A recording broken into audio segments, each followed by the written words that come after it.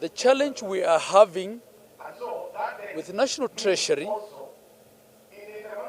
and the Ministry of Health is that there is a mismatch between the mode of financing and the kind of contract they want us to give to those UHC workers.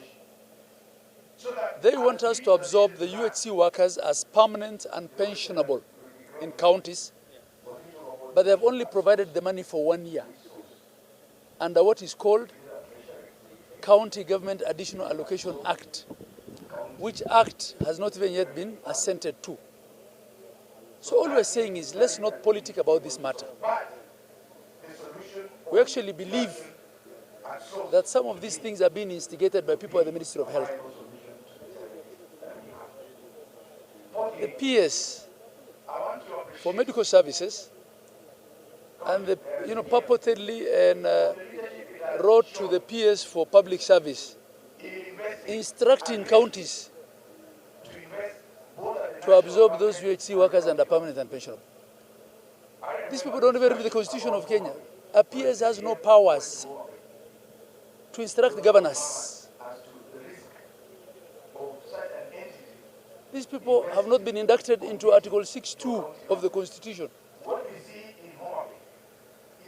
How can a PS instruct county public service boards to put people into the payroll? He has no such powers. Instead, what should be resolved is the matter of the funding model for these UHC workers. And we have since instructed all county public services, county public service boards, to disregard those letters from Dr. Ouma Oluga and PS Jen Imbunya, because they don't seem to understand their roles and they don't seem to understand the Constitution. I don't know why the Ministry of Health is so keen in inciting county government workers in the healthcare sector to strikes. They don't understand that if they sabotage counties with respect to health, health as a ministry will fail. The things I'm saying are things we've agreed in the summit, in IBEC, in sector forums. They have not done their bit. So it's pointless inciting unions and inciting UHC workers to go on strike. It doesn't help. What needs to be done is to implement what has been agreed between the Council of Governors and National Treasury and Ministry of Health with respect to the funding mode for those UHC workers. The money that is being taken to conditional grants should be part of the equitable share, so that it's entrenched as a permanent funding for the counties. And then that way, the county governments will have no issue whatsoever giving these workers permanent and pensionable contracts. I want to end it there. Mungu awabariki. How much are you demanding from them? The money is already there. It's 9 billion shillings. All we're saying is, instead of giving it to us for 1 year under what is called Conditional Grants or County Additional Allocation Act, entrench it in what is called the Equitable Share or Division of Revenue Act. The Division of Revenue Act can be amended. It can be amended. We have seen it before being amended. There's precedent. So that this money is available next year and is available the other year. But giving us money for 1 year and requiring us to employ people on permanent will not work. And these PSs writing letters left, right, and center, instructing county workers, they have no powers under the law and will not act on those letters. I also saw the doctors threatening to strike. We have absolutely no issue with the Kenya Medical Doctors and Practitioners Union, the KPMDU. Beginning August next month, we will start paying doctors the CBA rates as agreed. And I know there's an element of arrears. That arrears is not because of us. We had no mechanism to pay. We were waiting for a special code from the Ministry of Public Service. Which special code? Because this was taking those doctors above what was in the HR system, what the HR system could allow. We only obtained it now.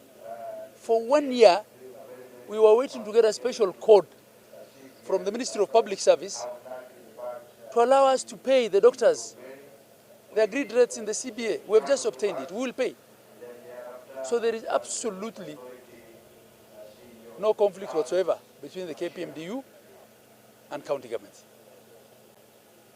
And the solution is not to return health to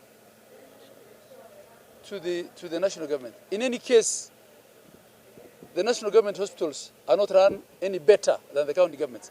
KNH is not under county. On the matter of remittances, I want to make it very clear.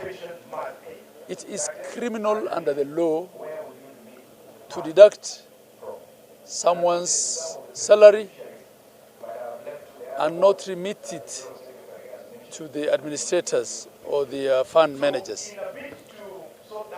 And the challenge we're having is because this has been a practice that has happened over a long time, arrears have been accumulated. And we're working with all the stakeholders to see how best to clear those arrears, because these arrears are not only the principal sums, but also the penalties and the interests which they accrue over time. We will because some of them are pretty historical, you know, like the old county councils. But yes, it has also happened over the last 14 years in some of the counties. And because of the financial architecture of how money is released, when arrears are accumulated, it becomes difficult to play catch-up. And those are some of the things we are addressing. We have a challenge, I call it a challenge, with getting our remittances, which were not paid by the previous local authorities. You know, the ones which are now defunct. But also we have a challenge with our county governments now. They have not fulfilled their obligations. They pay salary and do not pay the pension contributions on time, or sometimes not at all. So we have accumulated quite a lot of money in all the three schemes. We have quite a huge figure, roughly around 50 billion. But we have also been engaging with our employers and the National Treasury, and I think we have got some formula of how to get it resolved. Now, what happens for investments? The investments are done not by government, but by the fund managers who are very independent. You have seen them there. The fund managers do their investment independently. They use prudent ways of assessing a risk and also assessing the viability. And then when they invest, almost all the investments are done using instruments like treasury bonds or asset-backed securities or sukuk bonds. There are no challenges. That is what is allowable by our regulator. Otherwise, we don't have any other way of investing which is not regulated.